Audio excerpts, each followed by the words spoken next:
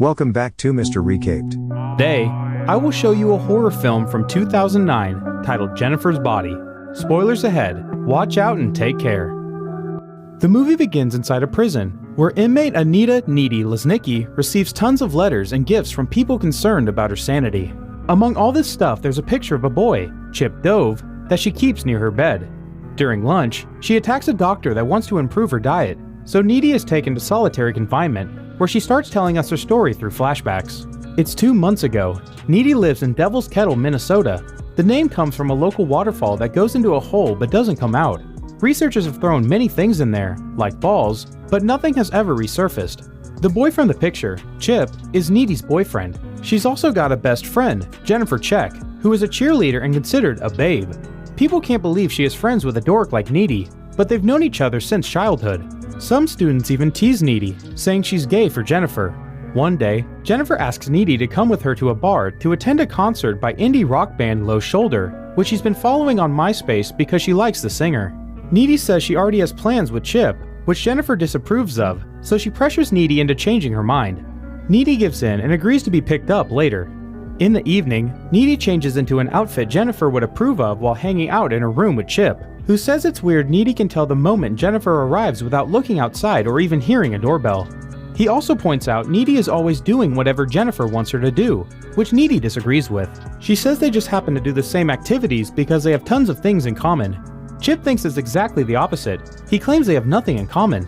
They go downstairs to find Jennifer already waiting inside the house. She calls Chip jealous for criticizing the dive bar they'll be going to. When the girls make it to the bar, we see Chip is right about it not being a club. There are other students there as well, like Craig, a football player who tries to hit on Jennifer and is quickly dismissed, and Amit from India, an exchange student. When the band arrives at the stage, Jennifer mentions they're definitely from the city and wishes there were more stylish guys like them in their little town. She grabs Needy and drags her with her to meet the band, and they get to chat with the lead singer, Nikolai Wolf. Needy asks him why a city band like them is playing in the middle of nowhere, and Nikolai says it's because it's important to connect with fans even in horrible places. Needy doesn't like that answer, but Jennifer doesn't care. She offers to buy him a drink, which he accepts. While Jennifer goes to make the order, Needy entertains herself by playing with the pinball machine and ends up overhearing Nikolai talk to his band members. He's telling his bassist that Jennifer is what they need because she is obviously a virgin. Needy interrupts them to defend her best friend's honor and calls him a creep. Then she goes back to Jennifer to tell her about this conversation, but she only finds offense in the fact they thought she was a virgin, which isn't true. The concert starts shortly afterward, during which Jennifer holds Needy's hand. Needy's attention isn't on the music though. She notices a spontaneous fire starting in a corner of the bar and quickly spreading. Soon the flames are engulfing the entire place, and while people run away or die crushed, Needy grabs a shocked Jennifer and takes her to the bathroom, where they escape through the window. Nikolai finds them outside, not looking too bothered by the tragedy, and he gives Jennifer his drink before inviting her to join the band in his van. Jennifer accepts, despite Needy's protests. Needy goes back to her house and calls Chip to tell him what happened while crying in fear and worry. Suddenly, someone rings the doorbell, so Needy asks Chip to stay on the line while she goes to see who it is. It turns out there's nobody at the door, so Needy hangs up and returns inside, where she hears some noises. When she enters the kitchen, she's startled by Jennifer, who is covered in blood and has a glassy look in her eyes. She smiles with her teeth covered in blood as well, before going to the fridge and taking a chicken that she starts eating like an animal. When Needy tries to stop her, she hollers at her with a monster-like sound, then she vomits a trail of black, spiny fluid. Worried, Needy leaves the kitchen to find her phone and calls for help, but Jennifer instantly appears in front of her and pushes her against the wall as she touches her inappropriately. Jennifer is about to bite her neck, but suddenly changes her mind, so she pulls away and leaves the house. Needy spends the whole night cleaning the kitchen floor. The next morning, Needy is still in shock at school while remembering the promise she made to Jennifer when they were little kids. She would never tell on her. When Jennifer arrives at class, she acts as if nothing weird has happened and is very apathetic about the bar tragedy. Their teacher, Mr. Wroblewski, gives a touching speech about the loss of their classmates, to which football captain Jonas Gazelle cries, but Jennifer only keeps callously commenting on it. After class, everyone in school is grieving, and all extra activities have been suspended. Needy tries to tell Chip about Jennifer, but he thinks it's the grief talking, and that she should see a shrink. Their chat is interrupted by Colin Gray, an emo friend of Needy who tells her he's glad to see she came out of the bar okay. Meanwhile, Jennifer approaches Jonas, who was best friends with Craig and is deeply hurt by his death. Jennifer tells him she was the last person to ever talk to Craig, and that his last wish was for her and Jonas to be a couple. Jonas accepts to go with her into the woods, where they start making out. But he keeps being distracted by the fact Jennifer feels very warm, and a bunch of animals is now surrounding them. Jennifer gets his attention back by touching him intimately. She also tells him he'll reunite with Craig soon before opening her mouth in a demonic shape to eat him. In the parking lot, Mr. Wroblewski hears Jonas screaming and thinks he's just crying with grief, but he soon catches on and enters the forest to see what's going on. He finds Jonas' body being eaten by a deer. The police pick up the body a couple hours later, and Jonas' dad promises he'll find and destroy his son's murderer. At her house, Needy is cooking while listening to the news on the radio saying Lowe's shoulder has become heroes after the fire. Her mother enters the kitchen then, and tells her she dreamed of Needy being nailed to a tree, expressing worry over one day not being able to be there for her daughter.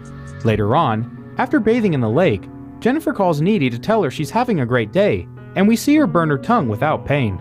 But Needy hangs up on her after Chip calls her and asks her to see her at the park. When they meet up, Chip tells her about Jonas' death, so Needy keeps him company to comfort him. Days continue to pass, and the school keeps on mourning, except for Jennifer, who is as peppy as always. Their little town has become famous around the country, and the press couldn't get enough of their drama. The song Lowe's Shoulder played the night of the fire becomes a hit nationwide, and almost an anthem in town. A month after the tragedy, Mr. Wroblewski tells his class that the band is accepted to come and play at the school's spring formal for free. They'll also be donating some of the profits of their new single to the families affected by the fire.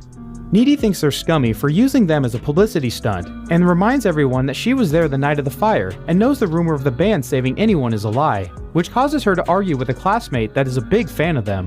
Class ends before it can escalate, and Needy leaves with Jennifer, who is looking very sick. When Needy comments on it, Jennifer says it is wearing off. They're suddenly approached by Colin, who asks Jennifer out, but she turns him down. When Needy says she thinks he's cool, however, Jennifer changes her mind and tells Colin to come by her place later.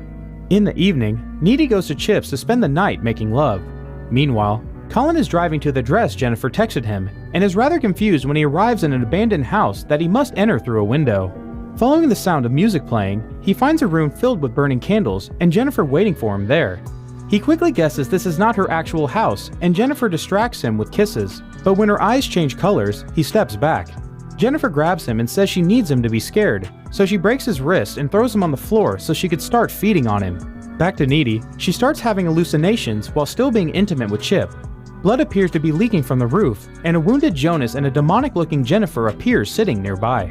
At first, Chip thinks her groans are from pleasure, but soon he catches on to the fact she's truly upset and stops touching her to comfort her. Needy is too disturbed to continue, so she gets dressed and leaves in her car. In the middle of the road, she almost crashes against Jennifer, who is covered in blood again and is now jumping on Needy's car window, but she falls off when Needy drives back at a high speed. Needy returns to her house and falls asleep on the couch, crying and dreaming of Jennifer. She wakes up a few moments later and moves to her room, and as she gets in the bed, she discovers Jennifer is waiting for her with no blood in sight and wearing only panties and one of Needy's t-shirts. Jennifer starts kissing her, and after some initial hesitation, Needy kisses her back, only snapping out of it when Jennifer starts touching her as well. Needy is freaking out because of what she saw earlier, so Jennifer finally tells her the full story of what's going on. The night of the fire, Lowe's Shoulder took Jennifer to the waterfall and ties her to the ground to sacrifice her to a demon in exchange for fame and success. The guys stabbed her while singing Jenny to her, then they threw the knife in the waterfall. For some reason she didn't die, she just woke up, not remembering anything, and found her way to Needy. She wasn't able to hurt her because Needy is her friend, so after leaving her house, she took the road and came across Ahmet, who escaped the fire but nobody knew he was alive, so she took him into the woods with her and fed on him. Now Jennifer knows that whenever she's full she's unkillable, and she demonstrates this to Needy by cutting her arm and letting the wound instantly heal itself. Disturbed, Needy asks Jennifer to leave, which she does by jumping out of the window without getting hurt. Needy assists Colin's funeral a few days later, where his emo friends and his mother argue through their grief. Colin gets a memorial at school, and students are given classes about the buddy system and dealing with grief, but nobody seems to care anymore. They've moved on. Needy hasn't, so she starts doing some research at the paranormal section of the school library while avoiding Jennifer. She discovered his friend is now possessed by a succubus, a demon that must feed on flesh, because the ritual had gone wrong thanks to Jennifer not actually being a virgin. The only way to destroy her would be a blade to the heart while she's weak. When Chip comes to her and talks about the incoming dance, Needy warns him not to go and tries to tell him Jennifer is evil now, but he doesn't believe her. Needy says she'll go to the dance but not with him because it's not safe for them to be together now. When the night of the dance finally comes, everybody is getting ready for it. Chip is given a bottle of pepper spray by his mom, who is worried about his safety after what has happened to Jonas and Colin, and Jennifer tries to hide how sick she looks with makeup. While Needy searches for a friend at the dance and endures Low Shoulder's performance, Jennifer approaches Chip at the park and tells him Needy has been cheating on him with Colin. She starts making out with him, and soon he's asking her to take her somewhere else, so Jennifer takes him to an abandoned pool house. Chip isn't able to kiss her anymore because it's beginning to feel weird, so Jennifer throws him in the pool to start shaking him around. Meanwhile, Needy feels something on her lips and realizes Jennifer's got Chip. She goes to his house and his mother tells her he took the park shortcut to go to the dance. Needy goes down that way and finds the corsage he bought for her on the ground. When Chip cries out for help, Needy follows the sound of his voice and enters the pool house, only to find Jennifer has already started to feed on him.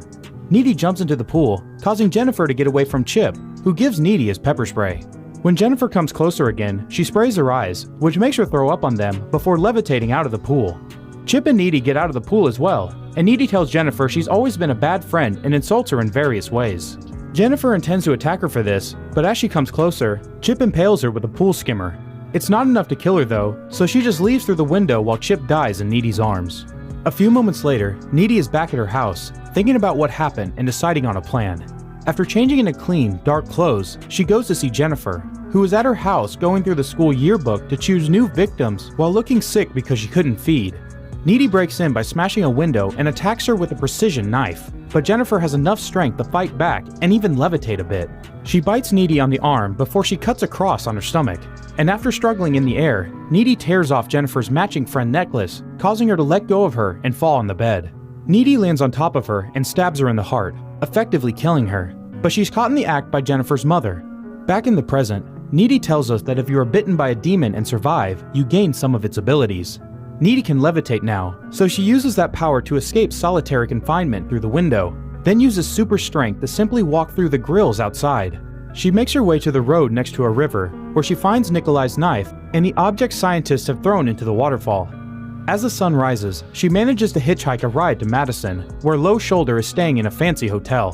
The band is living the best life now with fans, money, and drugs. That is, until Needy finds them and murders them all. Make sure to subscribe and turn on notifications so you can watch more videos like this. Thanks for watching.